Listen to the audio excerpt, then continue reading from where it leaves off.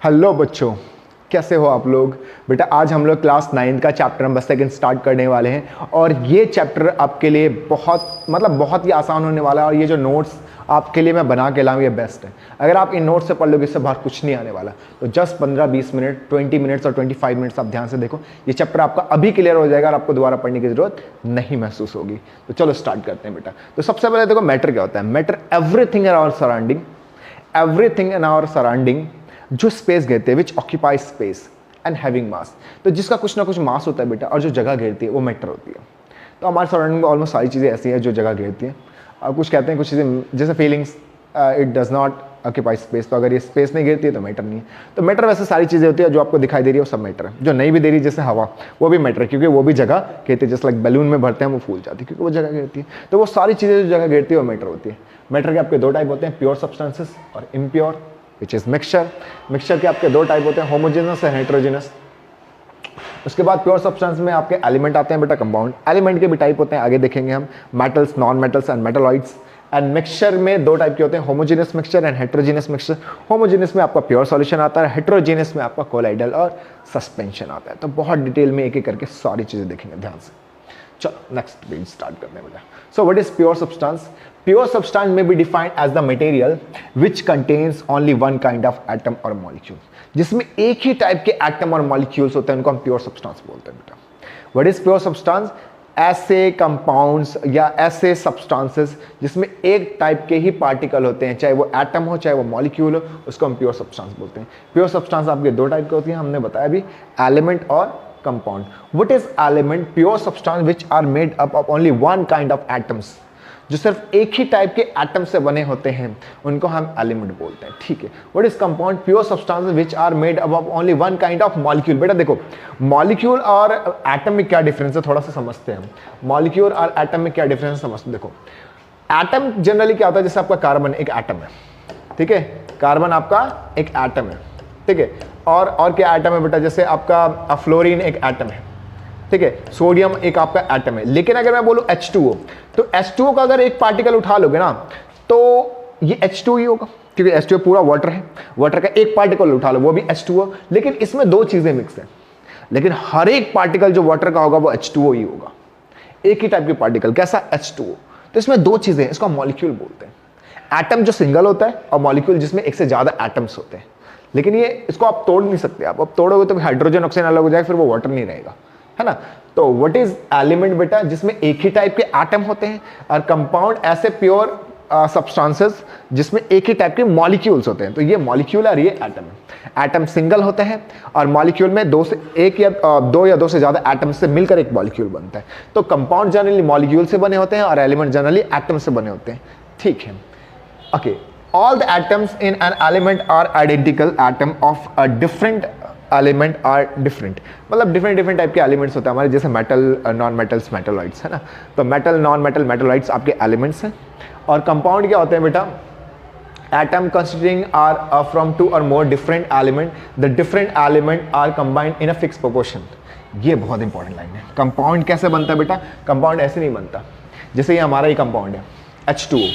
H2O में दो चीजें हैं, एक हाइड्रोजन ऑक्सीजन, ये एक फिक्स रेशियो में कंबाइन है, फिक्स प्रोपोर्शन में कंबाइन है बेटा। इनका प्रोपोर्शन सेम है। अगर ये सेम प्रोपोर्शन में कंबाइन नहीं होंगे तो ये कंपाउंड नहीं कहलाएंगे। कंपाउंड के लिए वो प्योर सब्सटेंस होते हैं, वो सेम टाइम के मॉलिक्यूल से बने होते हैं। मॉलिक्यूल जनरली क्या होता है, जो दो से ज्यादा एटम से बने होते हैं या दो से ज्यादा एटम से बने होते हैं। और ये जब भी कंबाइन होते हैं, ये एटम एक फिक्स रेशियो में कंबाइन होते हैं, एक फिक्स प्रोपोर्शन में कंपाउंड होते हैं, उसको हम कंपाउंड बोलते हैं। कंपाउंड क्या होते हैं बेटा? जिसमें एटम्स एक फिक्स रेशियो में कंबाइन होते हैं, जैसे water. The different elements are combined in a fix proportion in a compound. Compound के अंदर जब भी एटम कंबाइन करते हैं तो एक फिक्स प्रोपोर्शन में कंबाइन करते हैं और वो एटम कंबाइन करके मॉलिक्यूल बनाते हैं और उसी से हमारा कंपाउंड बनता है। सिंपल। क्लियर हो गई बात इतनी? आई होप यहां तक क्लियर हो गई होगी बेटा। चलो आगे समझते हैं। Next, okay. इम्प्योर में क्या है? Impure matter are also called the mixture. Pure में तो हमने देख लिया दो टाइप के होते हैं, एलिमेंट्स और कंपाउंड। इम्प्योर में होता है आपका मिक्सचर। ठीक है, मिक्सचर क्या होता है बेटा? A mixture is a material which contains two or more different kind of particle. जैसे मैं शरबत बना रहा हूँ बेटा, उसमें हम चीनी भी डाल रहे हैं, उसमें हम नमक भी डाल रहे हैं, उसमें हम लेमन भी डाल रहे हैं एंड वाटर भी है, तो उसमें डिफरेंट डिफरेंट टाइप के पार्टिकल, और सारे पार्टिकल अपनी अलग अलग कैरेक्टर शो करते हैं। ठीक है, ठीक है। Which do not react chemically but are physically mixed, वो केमिकल रिएक्शन नहीं करते, यानी नमक और जो शुगर है आपका, सॉल्ट एंड शुगर, ये मिलकर कुछ नया नहीं बनाएंगे, हाँ, लेकिन मिक्स जरूर हो जाते हैं। तो मिक्सचर बनाते हैं लेकिन ये केमिकली रिएक्ट नहीं करते। ठीक है, चलो, तो ये मिक्सचर होता है। मिक्सचर में केमिकल रिएक्शन नहीं होती, फिजिकली ये कंबाइन हो जाते हैं, मिक्स हो जाते हैं, लेकिन केमिकल रिएक्शन नहीं होती, कुछ नया नहीं बनाते। केमिकल जैसे कंपाउंड में क्या है, हाइड्रोजन और ऑक्सीजन जब मिले तो उन्होंने कुछ नया बनाया, वाटर बनाया। हाइड्रोजन गैस है और ऑक्सीजन भी गैस है, दोनों गैस है, लेकिन मिलकर क्या बनाया, लिक्विड बनाया, वाटर बनाया। आगे बात समझ में। तो जब भी कंपाउंड यानी प्योर सब्सटेंस फॉर्म होता है, उसमें केमिकल रिएक्शन होती है, केमिकली रिएक्ट करते हैं वो। लेकिन जब मिक्सचर की बात होती है तो केमिकल रिएक्ट नहीं होता, वो भी कंबाइन होता है। कंपाउंड में 2 या 2 से ज़्यादा चीज़ें, एटम्स मिलते हैं, मिक्सचर में भी 2 या 2 से ज़्यादा सब्सटेंस मिलते हैं, लेकिन इसमें केमिकली रिएक्शन नहीं होता, इसमें केमिकली रिएक्शन होता है, कुछ नया बनता है, इसमें नया नहीं बनता। तो कंपाउंड में कुछ नया बनता है और मिक्सचर में कुछ नया नहीं बनता, यानी उसके कॉन्स्टिट्यूएंट पार्टिकल मतलब हम उसमें कुछ मिला रहे हैं, तो जिसमें कॉन्स्टिट्यूएंट पार्टिकल वो अपने कैरेक्टर को शो करते हैं, मिक्सचर में करते हैं, कंपाउंड में नहीं करते। चलो, अभी डिफरेंसेस भी है हमारे पास, डिफरेंसेस देखेंगे तो हमारी क्लियर हो जाएगी बात। तो टाइप्स ऑफ मिक्सचर बेटा, टाइप ऑफ मिक्सचर में अगर मैं बात करूं तो होमोजेनस और हेटेरोजेनस।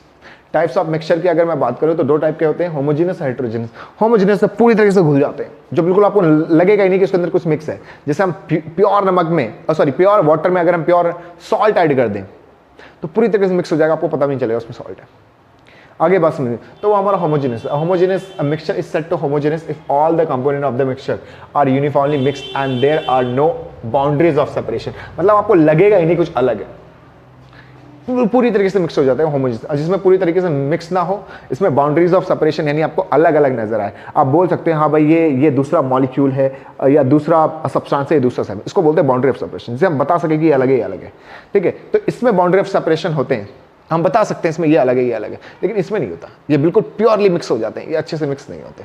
ठीक, तो जैसे मैंने सॉल्ट इन वाटर भी लिखा हुआ है, इसमें सैंड इन वाटर लिखा हुआ है मैंने। सैंड इन वाटर का क्या मतलब है बेटा, कि मिट्टी को आप पानी में डालो, मिट्टी आपको अलग से नजर आएगी, है ना। ये होमोजेनस और हेटेरोजेनस होते हैं। चलो डिफरेंसेस देखते हैं बेटा मिक्सचर कंपाउंड में, बहुत इंपॉर्टेंट है ये, आपके एग्जाम में जरूर आ रहा है।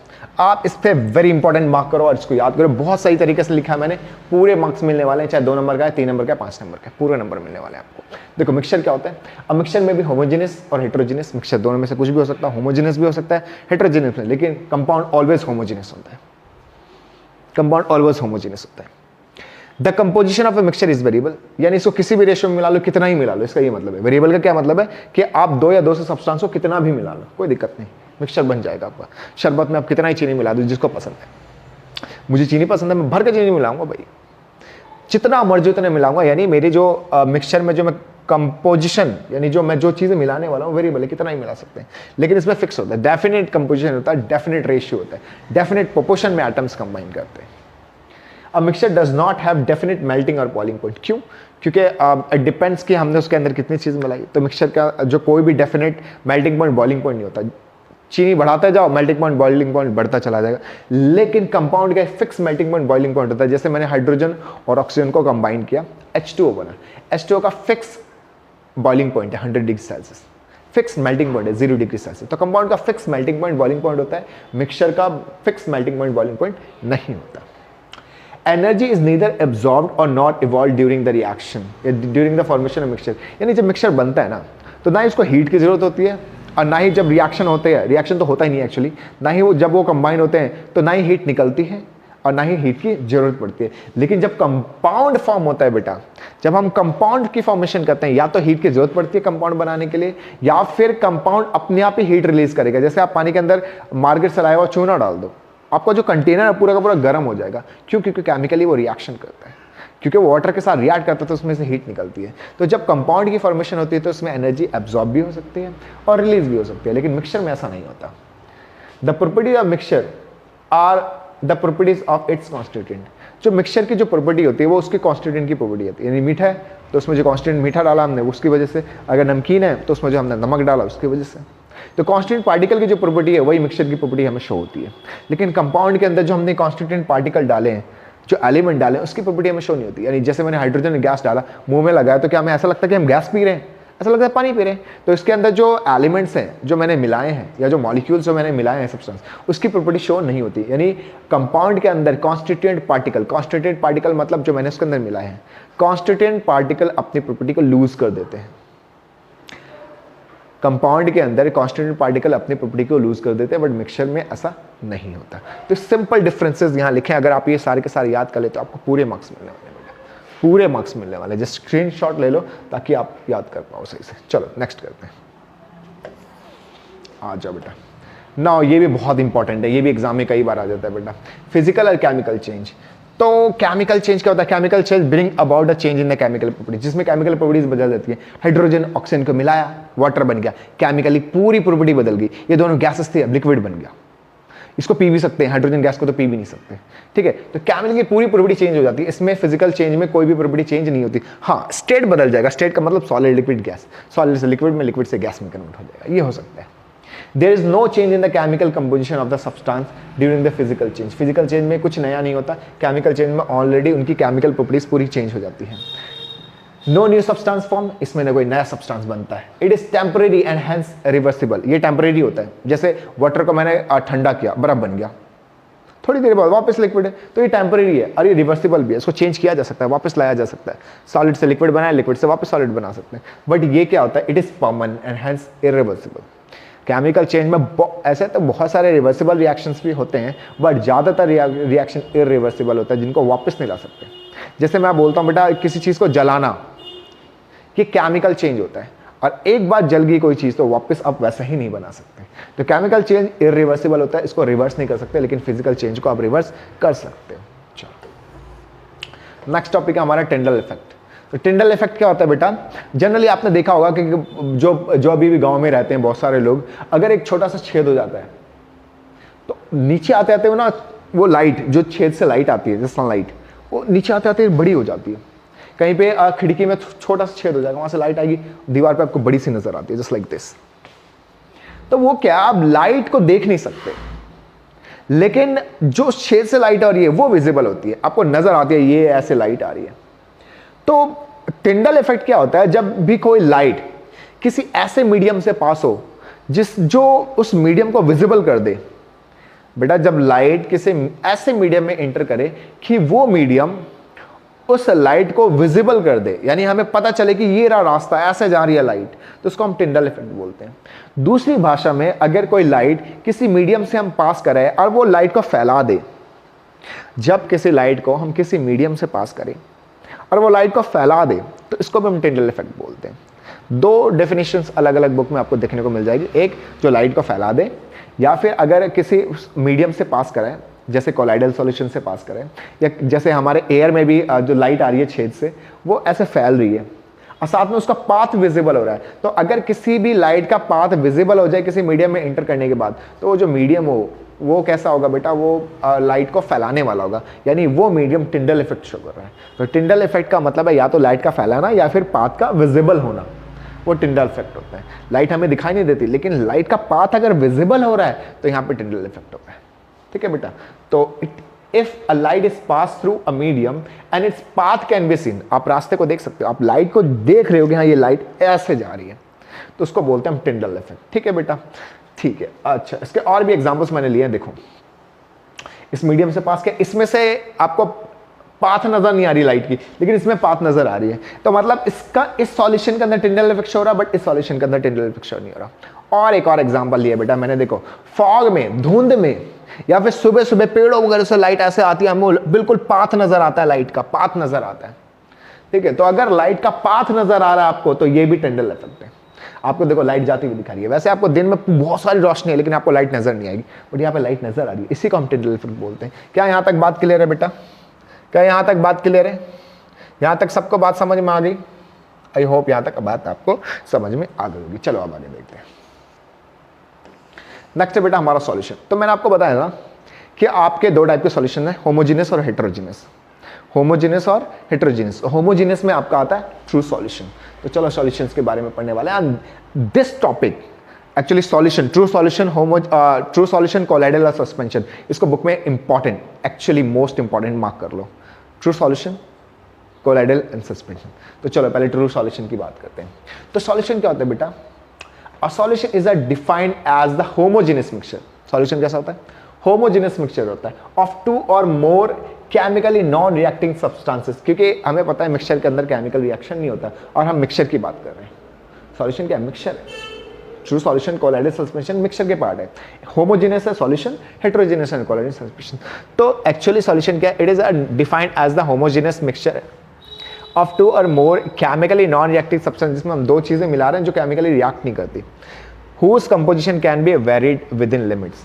ठीक है, जो बिल्कुल अच्छे से कंबाइंड है, हमें नजर नहीं आ रहा उसका, ऐसा लग रहा है कोई बाउंड्री ऑफ सेपरेशन नहीं है। A solution as two component, जैसे अच्छा अब जो सॉल्यूशन हम बनाते हैं बेटा, एक सॉल्यूशन जो हम बनाते हैं जस्ट लाइक दिस सॉल्यूशन, तो इस सॉल्यूशन के अंदर जो मैंने ये आपको ब्लू कलर का दिख रहा है वो सॉल्यूट है, और जो वाटर हमने मिला रखा है ये क्या है हमारा? ये सॉल्वेंट है। तो सॉल्यूट और सॉल्वेंट क्या होते हैं? सिंपली सॉल्यूट और सॉल्वेंट क्या होते हैं? जो लेस अमाउंट में होता है वो सॉल्यूट होता है, जो हाई अमाउंट में होता है वो सॉल्वेंट होता है। सिंपल सी बात है। ठीक है, तो एक सॉल्यूशन के अंदर दो चीज होती है, सॉल्यूट और सॉल्वेंट। सॉलिड जो लेस अमाउंट में होता है, सॉल्वेंट जो हाई अमाउंट में होता है, और दोनों को मिलाकर क्या बन जाता है? सॉल्यूशन। सिंपल सी बात, यही सारी बात यहाँ पे लिखी हुई है। तो सॉल्यूशन क्या है? सॉल्यूशन में दो चीजें होती है, एक सॉल्यूट होता है सॉल्वेंट, सॉल्यूट जो लेस अमाउंट में होता है, सॉल्वेंट जो हाई अमाउंट में होता है। सॉल्यूट क्या होता है बेटा? केमिकली नॉन रिएक्टिंग सब्सटेंसेस जिसमें हम मिक्स करते हैं, और ये इनका जो कंपोजिशन होता है सॉल्यूट और सॉल्वेंट को वो यूनिफॉर्म होता है, यानी हमें पता ही नहीं चलेगा कि इसके अंदर कोई सॉल्यूट मिला रखा है। अभी तो पता चल रहा है, लेकिन पूरा अच्छे से जब डिजॉल्व होगा तो पूरा ब्लू कलर का एक कंपाउंड बन जाएगा, पूरा सॉल्यूशन बन जाएगा, फिर हमें नहीं पता चलेगा इसके अंदर कुछ दूसरी चीज भी मिक्स है। क्या ये बात समझ में आ गई बेटा? चलो अब आगे देखते हैं। Property of solution, this is the most important. Properties of solution, देखो प्रॉपर्टीज ऑफ सॉल्यूशन क्या है बेटा? प्रॉपर्टीज ऑफ सॉल्यूशन में सबसे पहला solution is a homogeneous mixture. Homogeneous mixture होता है। साइज ऑफ द पार्टिकल बहुत छोटे, क्योंकि इतने अच्छे से घुल जाते हैं कि उसके पार्टिकल नजर ही नहीं आते। भाई अगर साइज पार्टिकल के बड़े हो तो हम तो बोल देंगे कि भाई ये अलग, इसके अंदर कुछ और भी मिक्स है, लेकिन इसमें इतने अच्छे तरीके से मिक्स हो जाते हैं कि पार्टिकल बहुत छोटे हो जाते हैं। तो size of the particle is very small, that is 10 nanometre से भी छोटा हो जाता है। ठीक है, the particle can not be seen the particle can not be seen by microscope, यानी इतने छोटे पार्टिकल हो जाते हैं कि आप माइक्रोस्कोप से भी can not seen by the necked आई होना चाहिए वेदर, तो माइक्रोस्कोप नहीं, माइक्रोस्कोप से तो हम देख सकते हैं, वैसे इतने भी छोटे नहीं होते। Can not seen by naked eye बेटा, नेक्ड आई। नेक्ड आई मतलब बिना किसी डिवाइस के आप देख नहीं सकते। Particle can not seen by the necked आई, यहाँ पे नेक्ड आई होना चाहिए। नेक्ड आई का मतलब बिना किसी डिवाइस के आप देख नहीं सकते, तो इसको सही कर लेना भाई। ठीक है, it is stable mixture, solute does not settle down after period of time, मतलब अगर आपने दो नमक का पानी को घोल दिया, आप इसको लंबे समय तक रख भी दो, आपका नमक नीचे नहीं बैठेगा। ये कहने का मतलब है कि जो सॉल्यूट है वो सेटल डाउन नहीं होता आफ्टर सम टाइम। ठीक है, if a solution is pass through the filter, अगर आप इस सॉल्यूशन को फिल्टर से पास करोगे तो इसके जो पार्टिकल है, जो सॉल्यूट है जैसे नमक, वो अलग नहीं होगा उस फिल्टर से, इतने छोटे हैं कि उस फिल्टर पेपर के छेद से निकल जाएंगे। ठीक है, तो इसको फिल्ट्रेशन मेथड से अलग भी नहीं कर सकते सॉल्यूशन को। अच्छा, it does not scattered light, light को भी स्कैटर्ड नहीं करती। स्कैटर्ड का मतलब टकराकर मुड़ना, तो लाइट को भी, मतलब अगर ये सॉल्यूशन है हमारा और मैं यहाँ से लाइट पास करूँ तो लाइट सीधी निकल जाएगी। क्यों? ये लाइट को नहीं फैलाती। इसके पार्टिकल इतने छोटे होते हैं, वेरी स्मॉल होते हैं इसके पार्टिकल। इतने छोटे होने की वजह से जो इसके पार्टिकल इस लाइट को मोड़ नहीं सकती, इतनी ताकत नहीं है उस पार्टिकल के अंदर। तो इसका मतलब ये टिंडल इफेक्ट भी शो नहीं करती, क्योंकि ये लाइट को स्कैटर नहीं कर सकती, फैला नहीं सकती, टक्कर मार के भेज नहीं सकती, इसलिए टिंडल इफेक्ट भी शो नहीं कर सकती। सिंपल। उसके बाद बेटा सस्पेंशन, सस्पेंशन के पार्टिकल थोड़े से बड़े होते हैं। ठीक है, और इसके पार्टिकल मूव करते हुए दिखाई देंगे सारी तरफ। जैसे हम नींबू डालते हैं तो नींबू के जो बीज होते हैं ना, बीज का तो बड़ा हो गया बेटा, नींबू के छोटे छोटे छोटे छोटे पार्टिकल होते हैं जिसके अंदर रस होता है, वो पूरे सॉल्यूशन के अंदर ना मूव करते रहते हैं। या मिट्टी डाल लो आप, चॉक पाउडर डाल लो आप, इसके पार्टिकल आपको through out the solution move करते हुए नजर आएंगे, इसलिए इसको हम क्या बोलते हैं? सस्पेंशन बोलते हैं।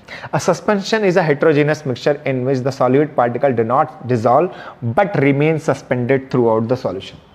भारी होते हैं, through out the solution move करते रहते हैं, और लंबे समय तक छोड़ दिया जाए तो नीचे भी बैठ जाता है। मिट्टी पूरे सॉल्यूशन में घूमता रहेगा, घूमता रहेगा, लंबे समय तक छोड़ दो तो नीचे सेटल डाउन होता है, उसको सस्पेंशन बोलते हैं। चलो, सस्पेंशन की प्रॉपर्टी हेटेरोजेनस है, होमोजेनस सिर्फ सॉल्यूशन है। सस्पेंशन आपका हेट्रोजीनस है, इसके पार्टिकल बड़े होते हैं 10 नैनोमीटर से 100 नैनोमीटर से भी ज़्यादा, ठीक है। Particle can be seen by the naked eye, इसको नेकेड आई से देखा जा सकता है। ऑफ सॉल्ट जो आपकी मिट्टी है उसके पार्टिकल को आप देख सकते हो नेकेड आई से। इट इज अनस्टेबल मिक्सचर होता है। If the solution is pass through the filter paper, अगर फिल्टर पेपर से डाल सारी मिट्टी फिल्टर के ऊपर ही रह जाएगी, नीचे चला जाएगा सॉल्यूशन। इन फिल्ट्रेशन मेथड से इसको अलग किया जा सकता है। इसके पार्टिकल इतने बड़े होते हैं कि लाइट को टक्कर मार के मोड़ सकते हैं, इसलिए टिंडल इफेक्ट भी शो करते हैं। तो ये टिंडल इफेक्ट शो करते हैं क्योंकि इसके पार्टिकल बड़े होते हैं। इसको फिल्टर में पेपर से अलग किया जा सकता है। इसके पार्टिकल सेटल डाउन हो जाते हैं, इसके पार्टिकल बड़े होते हैं तो नेकेड आई से दिखा जा सकता है। इसके पार्टिकल बड़े होते हैं 100 नैनोमीटर से भी ज्यादा, और ये हेट्रोजीनस सॉल्यूशन है। तो बहुत सिंपल सी बातें हैं भाई। 5 नंबर में आते हैं इनके बीच में डिफरेंस। किसके किसके बीच में डिफरेंस आता है कोलाइडल, सस्पेंशन और ट्रू सॉल्यूशन। तो मैंने प्रॉपर्टीज बहुत अच्छे से लिख दिया, आप अगर याद कर लोगे तो आराम से डिफरेंसेस लिख दोगे। ये बेटा टाइप्स ऑफ सॉल्यूशन है, टाइप्स ऑफ कोलाइडल सॉल्यूशन है।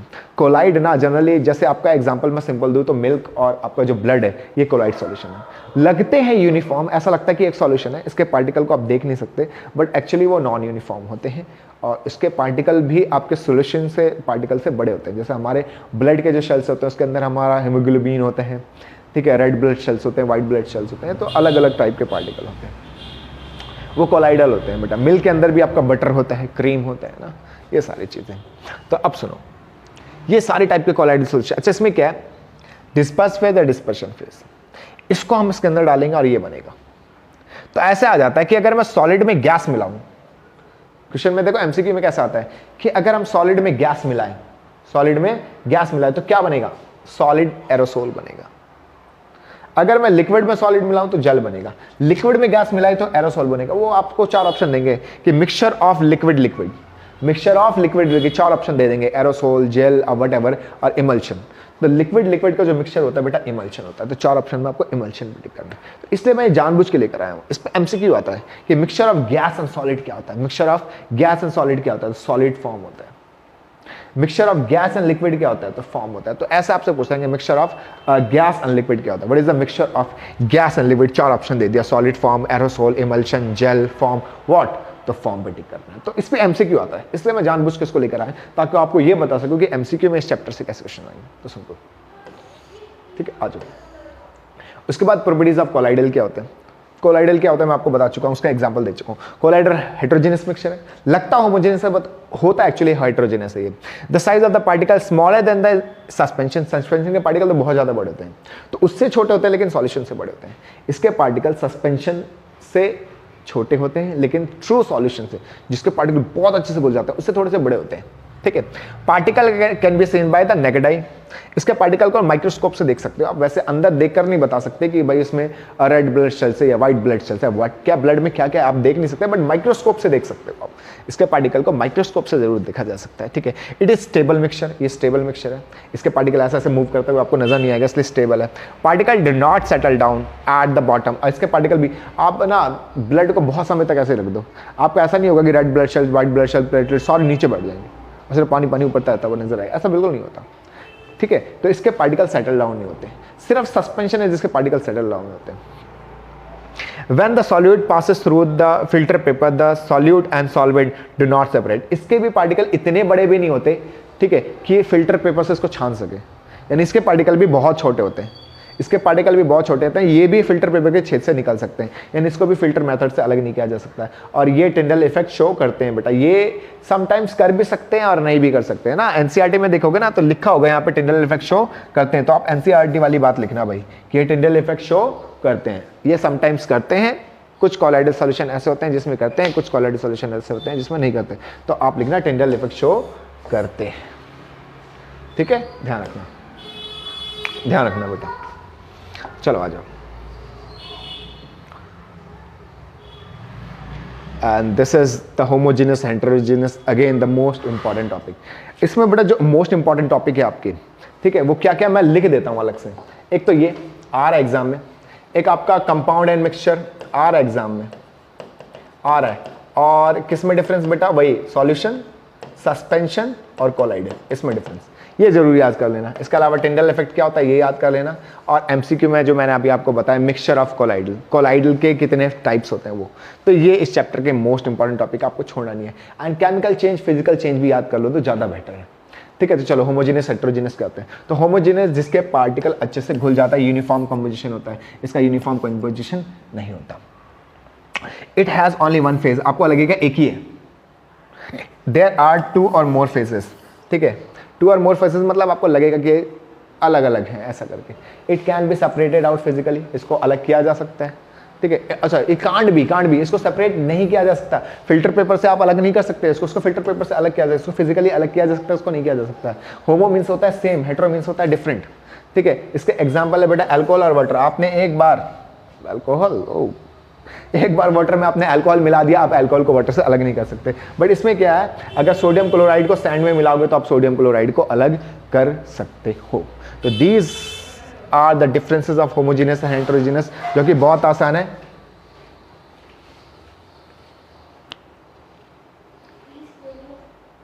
एक मिनट, ठीक है।